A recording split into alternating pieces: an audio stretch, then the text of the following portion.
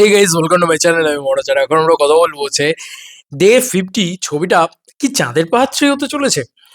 হোক আর না হোক, মোটামুটি অ্যাডভেঞ্চার ছবি একটা হতে চলেছে, এরকম একটা প্রেডিকশন কিন্তু করা যেতে পারে। দেখো, আমি এই ভিডিওতে বলছি না যে this is my insider update বা দিস ইজ আলটিমেট ইয়ে।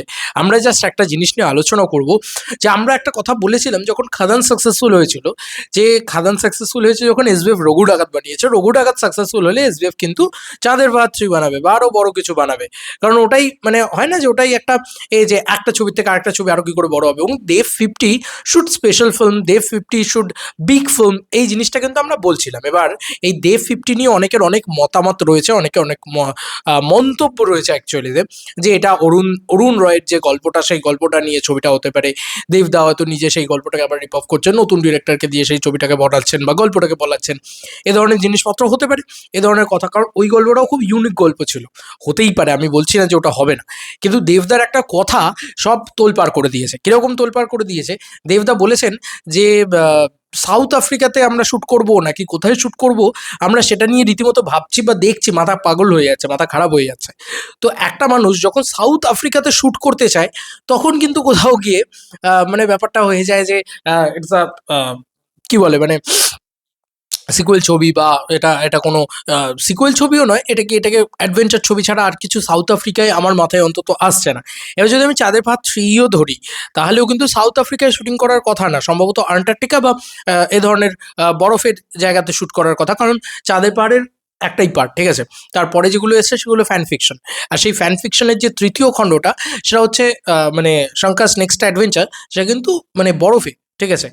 তো এবার সেটাও আমরা ওরকমভাবে ভাবছি না, কারণ আর একটা জিনিস হতে পারে, কারণ যেটা শঙ্কাস নেক্সট অ্যাডভেঞ্চারের যে পোস্টারটা এসেছিল এসবিএফ এর পক্ষ থেকে, সেই পোস্টারটাতে কিন্তু জঙ্গলই দেওয়া ছিল। তো হতে পারে জঙ্গলই হলো হয়তো, আই ডোন্ট নো।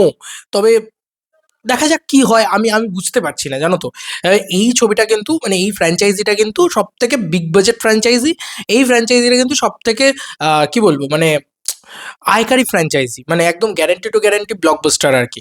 এবং শুধু ব্লকবাস্টার নয়, সব থেকে বেশি ব্যবসা সফল ফ্র্যাঞ্চাইজি। 2017 সালে এসে 55 কোটি টাকার বক্স অফিস কালেকশন যদি করে, 2026 সালে এসে যদি যদি আসে, 2026 সালে, 2026-27 সালে যদি আসে, তাহলে কিন্তু এই সিনেমাটা হয়তো মেবি মানে 100 কোটি টাকারও কালেকশন করে নিতে পারে।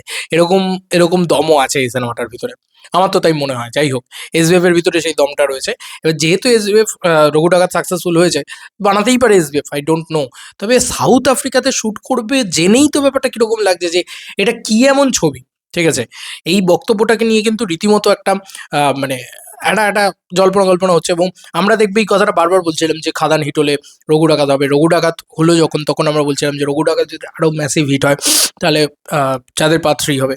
তো সেই একটা দিক কি কোথাও গিয়ে তুলে আসছে, উঠে আসছে, না ঠিক বুঝতে পারছি না, যতক্ষণ না এই প্রজেক্টটা প্রপারলি দেবদা অ্যানাউন্স করছেন। তবে আমার মনে হয় এরকম কিছু হবে না, মানে চাঁদের পাহাড় 3 মতন কিছু হবে না হয়তো। তবে itself film should big and this is a mass film, এরকমটাই তো শুনছি ভিতর থেকে, যে মাস ফিল্ম, বড় ছবি সেগুলো আছে। কিন্তু সাউথ আফ্রিকা শুনে মানে আমি সিরিয়াসলি বলছি, আমি অবাক হয়ে গেছি যে বাবারে, সাউথ আফ্রিকায় শুটিং হবে আহ, একটা সিনেমার, একটা বাংলা সিনেমার।